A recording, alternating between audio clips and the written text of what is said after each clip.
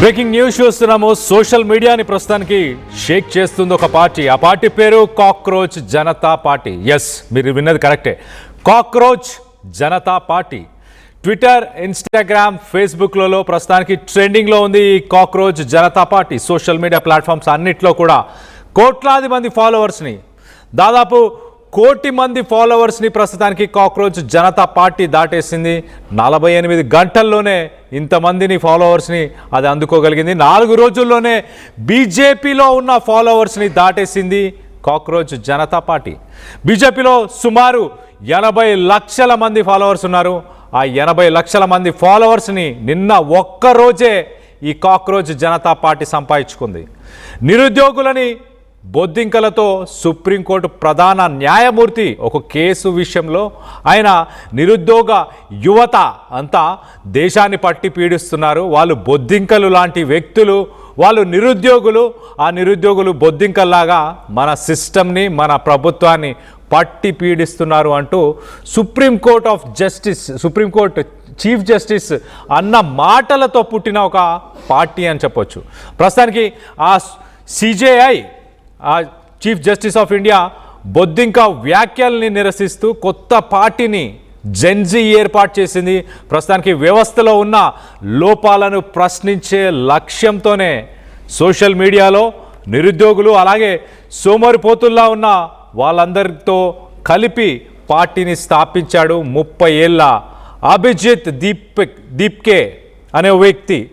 అభిజిత్ దీప్కే అనే ఈ వ్యక్తి అలాగే పార్టీలో చేరాలంటే వింత రూల్స్ అండ్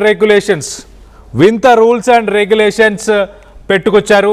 దాంట్లో సోషలిస్ట్, సెక్యులర్, డెమోక్రటిక్ అంటూనే దాని ఎండింగ్లో లేజీనెస్ అంటే సోమరితనం అంటూ కూడా యాడ్ చేశారు. మొత్తానికైతే ఈ సోమరిపోతులు కూడా ఉండాలి, సోమరిపోతు అయి ఉంటేనే ఈ పార్టీలో చేరొచ్చు అంటూ ఆయన దానికి సంబంధించిన ఒక ట్యాగ్ లైన్ని కూడా వాళ్ళు ముందుకు తీసుకొచ్చే ప్రయత్నం చేశారు. అలాగే ఎగ్జాక్ట్లీ మనం రైట్ సైడ్ బాక్స్లో మనం చూడొచ్చు cockroach Janata party election symbol కూడా ఒక కాక్రోచ్ అలాగే సెల్ ఫోన్.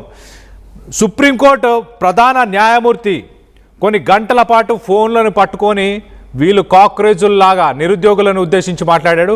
కాక్రోచుల్లాగా వీళ్ళు దేశాన్ని పట్టి పీడిస్తున్నారు అని ఆయన చేసిన వ్యాఖ్యలు.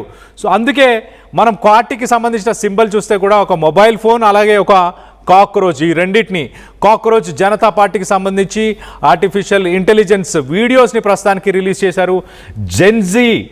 జెన్జీ అంతా కూడా దీనికి చాలా అట్రాక్ట్ అవుతూ దాదాపు 10 మిలియన్ ఇన్స్టాగ్రామ్లో ప్రస్తుతానికి 10 మిలియన్ ఫాలోవర్స్ ఉన్నారు. ఒకసారి మీకు చెప్పే ప్రయత్నం చేస్తా, ఈ గ్యాప్లోనే ఎంతమంది ఫాలోవర్స్ యాడ్ అయ్యారో అది కూడా మీకు చెప్పే ప్రయత్నం చేస్తా.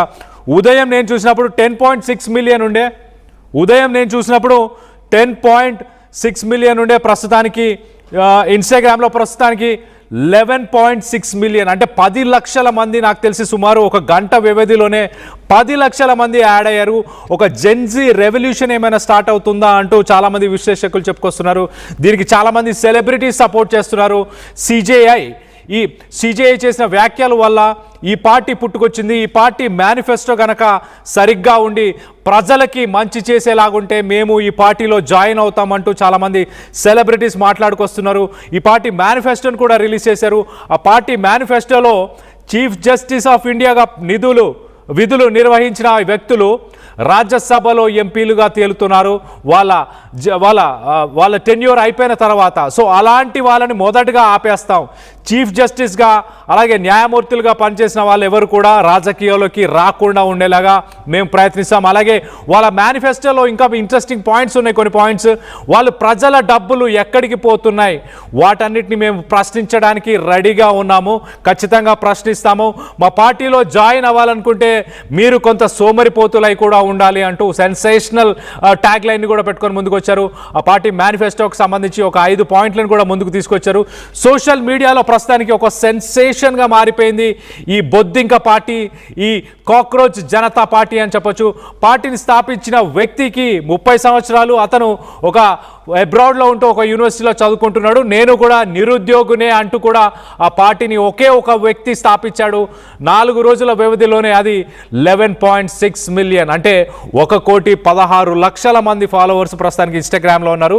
మిగతా సోషల్ మీడియా ప్లాట్ఫామ్స్లో కూడా ఇంకా వ్యక్తులు ఉన్నారు. మనం రైట్ సైడ్ బాక్స్లో ఆ పార్టీకి సంబంధించిన సింబల్ని కూడా చూస్తున్నాము. ఎలక్షన్ సింబల్, ఒక మొబైల్ ఫోన్తో పాటు బొద్దింక. సో పార్టీకి సంబంధించిన మేనిఫెస్టోలో ఒక 5 పాయింట్స్ కూడా ఉన్నాయి. ఆ 5 పాయింట్స్ కూడా ఒకసారి చెప్పే ప్రయత్నం చేస్తా. ఆ 5 పాయింట్స్ ఒకసారి మనం చూస్తే కనుక ఆ 5 పాయింట్స్లో ఫస్ట్ పాయింట్ ఒకసారి no post retirement rewards for judges. అంటే జడ్జిగా పనిచేసిన వ్యక్తులు, జడ్జిలు సోమరిపోతులు అన్నారు కాబట్టి జడ్జిని విమర్శిస్తూ ఫస్ట్ పాయింట్ అదే పెట్టారు. సో ఎవరైతే జడ్జిగా పనిచేసి రిటైర్ అవుతారో వాళ్ళు దాని తర్వాత రాజ్యసభ సీటుకు వెళ్ళకుండా ఉండేలాగా మేము చూసుకుంటాం. అది మొదటి పాయింట్ మా మేనిఫెస్టోలో అంటూ రాసుకొచ్చారు. దాంతోపాటు second point, protect every legit vote. If any legit vote is deleted, whether it is CJP or opposition ruled state, the CEC అంటే election commission, central election commission shall be arrested under UPA as taking away voting rights of citizens is no less than terrorism. ఇది చాలా revolutionary అని చెప్పొచ్చు. ఎవరి ఓటైనా అంటే మీరు బతికుండి మీకు సంబంధించిన ఆధారాలని ఉన్నా కూడా ఇప్పుడు ఏదైతే కేంద్ర ప్రభుత్వం SIR అని ఒకటి కండక్ట్ చేస్తుందో ఆ SIRలో మీ ఓటు కనుక తీసేస్తే ఎలక్షన్ కమిషన్ అధికారులని మేము ఊపా చట్టం కింద అంటే ఒక రకంగా టెర్రరిస్టులని, మావోయిస్టులని వీళ్ళందరినీ ఊపా చట్టం కింద అరెస్ట్ చేస్తుంటారు. అంటే దేశ ధిక్కరణ, దేశ ద్రోహం కింద అనమాట. మీ ఓటుని ఎవరైనా తొలగిస్తే దేశ ద్రోహులుగా వాళ్ళని పరిగణించి వాళ్ళని జైల్లో వేస్తామంటూ సెకండ్ పాయింట్. అలాగే third point, 50% reservation for women. So దేశంలో ఉన్న మహిళలందరికీ కూడా రిజర్వేషన్ని కూడా ప్రొవైడ్ చేస్తామంటున్నారు. సో ఇంట్రెస్టింగ్ పాయింట్ అని చెప్పొచ్చు. సో ఇలాంటి డిఫరెంట్ పాయింట్స్తోని మేనిఫెస్టోలో ఇలాంటి 5 డిఫరెంట్ పాయింట్స్ని పెట్టుకొని వచ్చారు. దీనికి చాలామంది సెలబ్రిటీస్